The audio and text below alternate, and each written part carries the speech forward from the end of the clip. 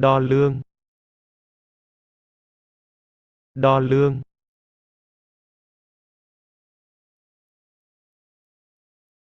diện tích, diện tích,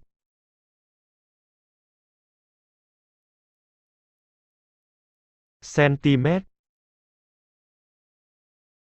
centimet,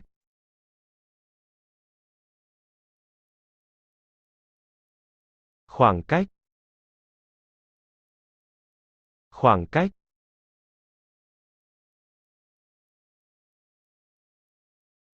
ước lượng, ước lượng,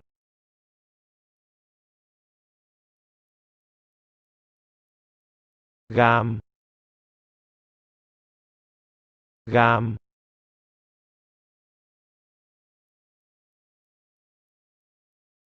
hecta, hecta,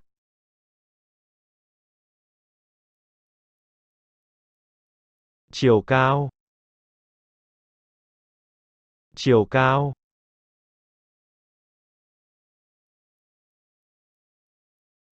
cân, cân,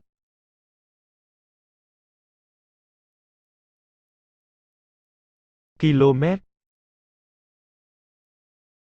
km,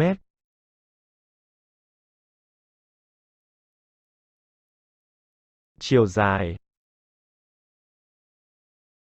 chiều dài,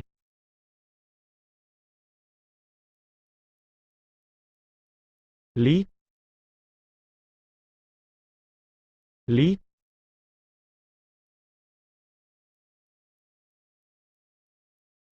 đo đạc, đo đạc,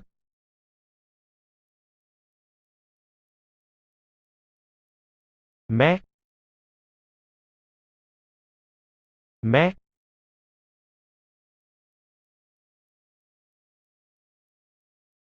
giảm,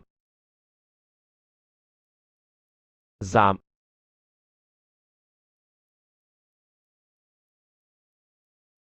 thước kẻ,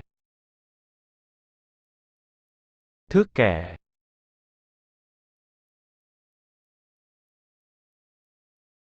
đơn vị, đơn vị,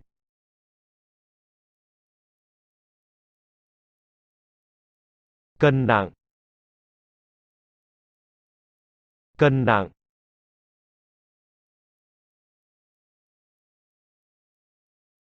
khối lượng, khối lượng,